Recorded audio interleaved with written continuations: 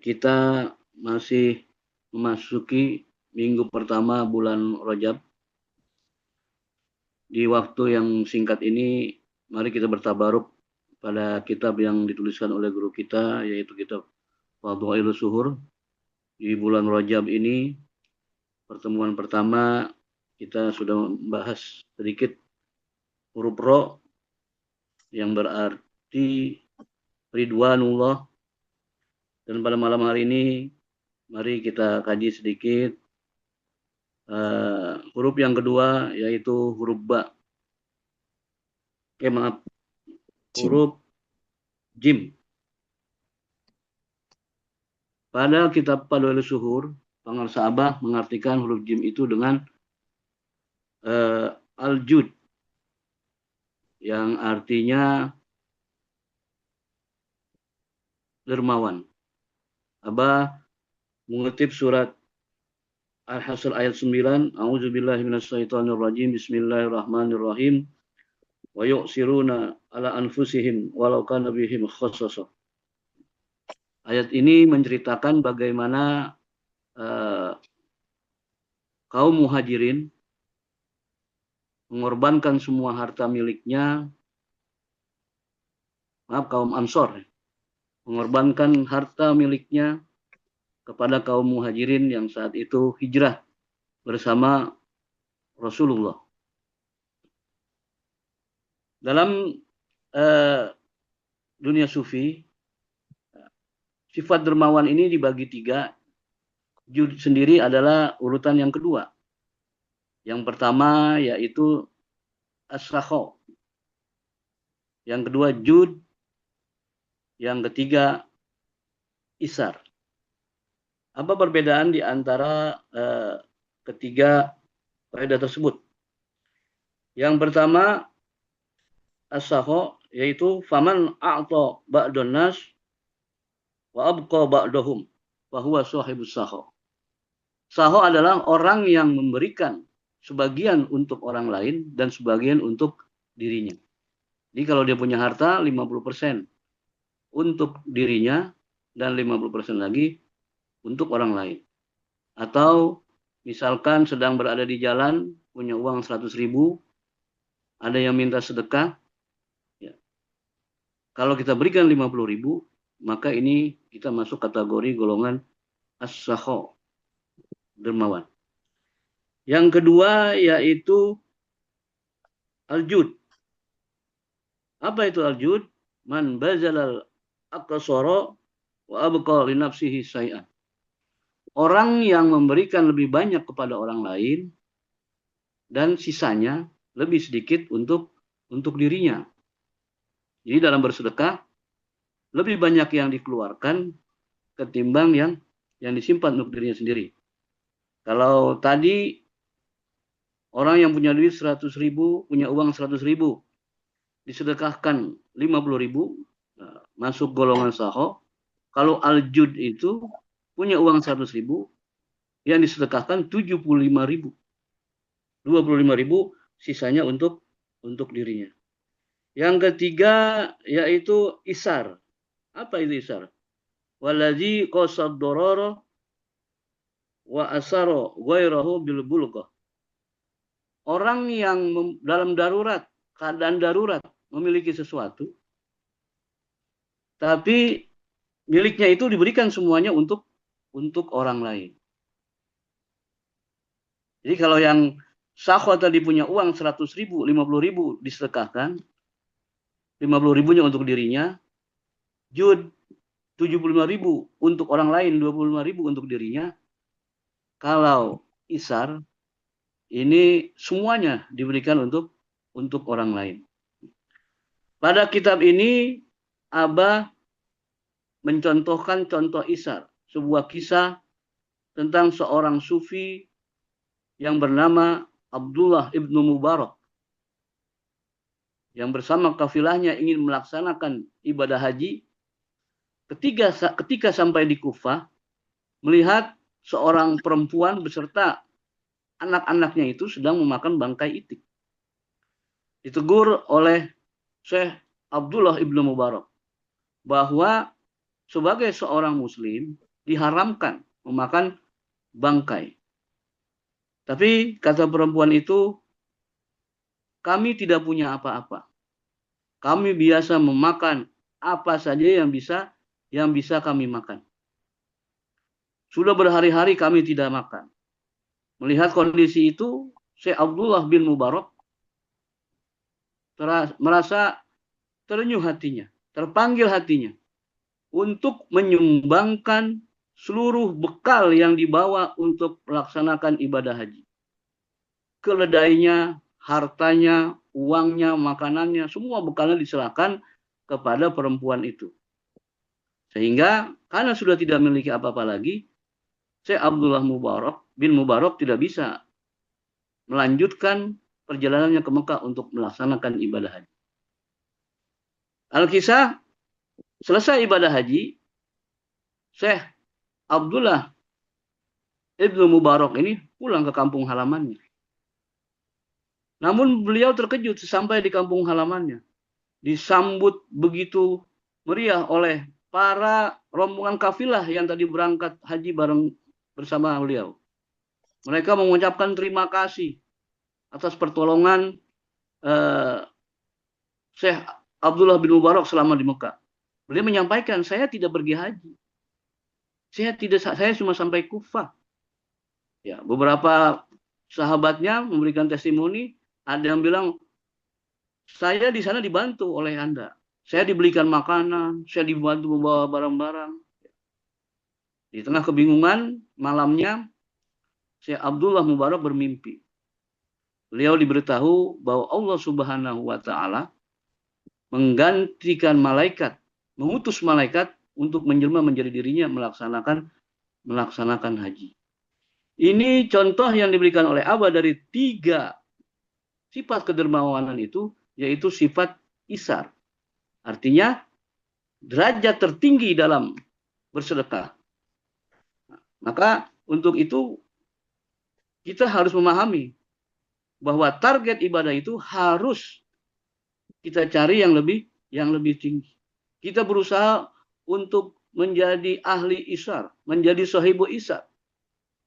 Ya mungkin derajatnya dari awal sahibul sahi, kemudian sahibul jud, ya sahibul isar. Tapi Abah membimbing kita, mencontohkan kita untuk kita menjadi sahibul isar. Orang yang menyedekahkan seluruh hartanya untuk kepentingan orang lain. Dalam hal ini, dari cerita ini, bukan kita ingin meremehkan ibadah haji. Tapi apa yang dilakukan oleh Syekh Abdullah Ibnu Mubarak adalah beliau memilih ibadah yang paling prioritas, yang paling utama, yang paling dibutuhkan oleh orang lain. Karena ada kaidah fikih mengatakan al-muta'addi afdalu minal qasir. Ibadah sosial itu lebih utama daripada ibadah individual. Artinya bahwa kehidupan sosial itu harus kita utamakan daripada kehidupan pribadi kita. Kita harus mengutamakan kehidupan orang lain, saudara-saudara kita. Nah,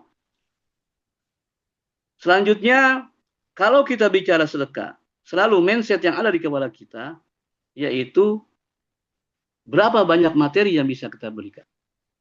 Padahal tidak harus materi yang kita berikan dalam sedekah. Untuk bisa menjadi seorang dermawan, menjadi orang yang mudah memberi, tidak harus materi yang diberikan, harta atau lainnya. Tapi ada sifat-sifat kedermawanan yang lain, yang dalam bentuk lain. Contoh, ya ini biasa dilakukan oleh para sufi. Misalkan, seorang sufi yang bernama Ali Abu Husain An-Nuri. Pada saat itu, para sufi itu difitnah sebagai kelompok sesat. Dan sekarang sepertinya murid Abah juga bagian kita disesatkan oleh orang yang menganggap kita sesat. Ya. Kemudian para sufi ini ditangkap ya, dihukum mati. Khalifah pada saat itu memanggil Al-Gojo untuk menghukum mati para sufi yang dianggap sesat. Kemudian pada saat pelaksanaan pertama, Abu Ali Abu Hussein An-Nuri ini menghadap ke Al-Gojo. An-Nuri ini posisinya belakangan.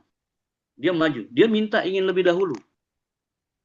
Apa kata Al-Gojo? Kamu tahu apa yang akan kamu hadapi? Ya, saya tahu. Saya akan dihukum penggal. Terus, saya ingin memberikan kesempatan kehidupan yang lebih lama beberapa menit untuk sahabat-sahabat saya. Ini termasuk isar. Ini contoh isar yang ada dalam kitab Risalah Qusairiyah. Jadi tidak harus bentuk materi, bentuk sikap juga kepada orang lain bisa kita tunjukkan sebagai sifat isar. Kemudian Syekh Siri Sakoti juga mencontohkan bagaimana memberikan sikap dermawan ini tidak harus dengan memberikan materi. Pada suatu hari raya, Syekh Sakoti ini keluar, keliling bersilaturahmi ke tetangga-tetangganya. Kemudian dia bertemu dengan seorang pejabat. Pada saat pejabat ini memberi salam dan berjabat tangan, Syekh Sakoti dengan nada yang datar hanya tidak menjawab salam dengan penuh. Dan dengan muka yang biasa-biasa saja. Kemudian muridnya bertanya, ya Syekh, beliau itu tadi pejabat. Kenapa raut wajah kamu biasa-biasa saja? Tidak menunjukkan rasa hormat. Apa kata Syekh Siri Sakoti? Menurut seorang perawi, apabila dua orang muslim bertemu, Allah akan menurunkan 100 rahmat. 90 rahmat diberikan kepada orang yang ketika bersalaman itu senyumnya lebih sumringah. Dan 10%, 10 rahmat lagi diberikan kepada orang yang ya mungkin senyumnya biasa-biasa saja. Maka kata Syekh Siri Sakoti, aku ingin memberikan yang 90% itu kepada beliau. Banyak sekali riwayat-riwayat yang menceritakan bagaimana secara hakikat seorang sufi itu memberikan sedekah, menunjukkan kedermawannya tidak dalam bentuk materi. Guru kita, guru agung kita, betapa dermawannya beliau membimbing kita, memberikan talqin kepada kita dengan mudah. Siapapun, bahkan orang yang baru memeluk agama Islam, datang ke Sinarasa, ditalqin.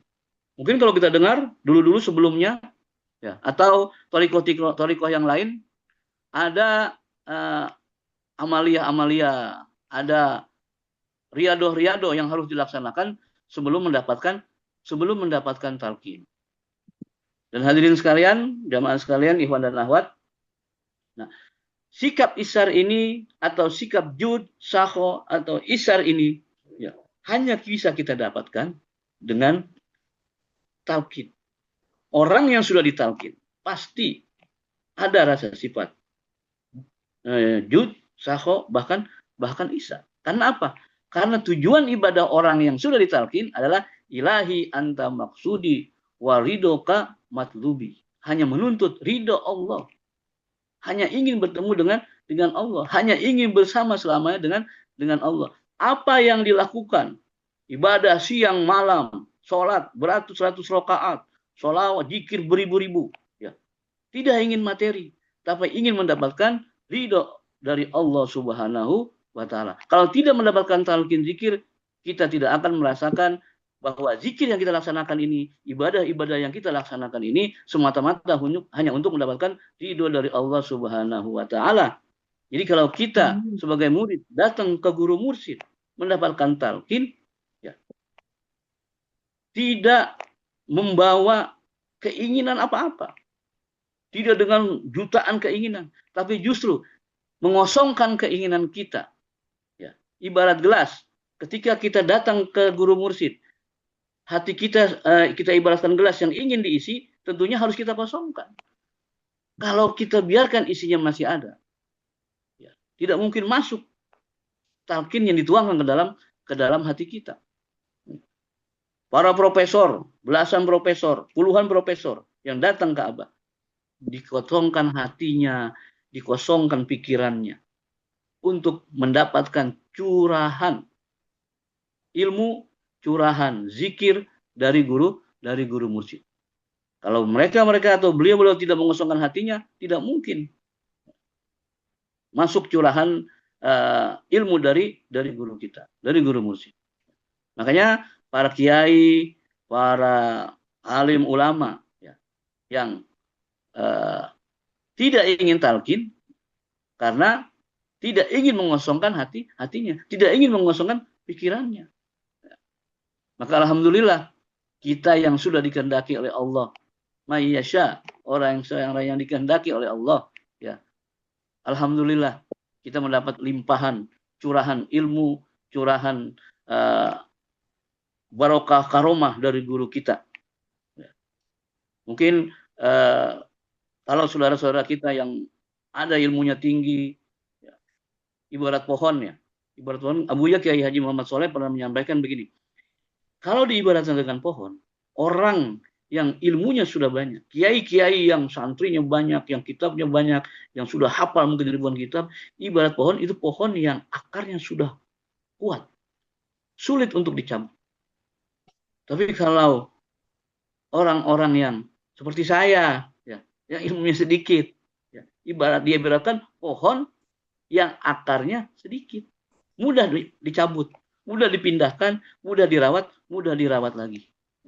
Makanya alhamdulillah kita semua, khususnya yang ada di sini, sebagai nikmat terbesar bagi kita, yaitu mendapatkan talqin zikir dari guru mursyid yang kamil mukamil. Dan kita berharap semoga semua turunan-turunan kita, anak cucu kita mendapatkan limpahan ilmu dan menjadi orang yang mengamalkan dan melestarikan amalan Thariqah Qadiriyah Naksabandia Mahad Suryalaya Sirna Rasa PPKN. Saya rasa ini saja yang bisa saya sampaikan. Mohon maaf atas segala kekurangan. Wallahul muwaffiq ila aqwamit thoriq. Wassalamualaikum warahmatullahi wabarakatuh.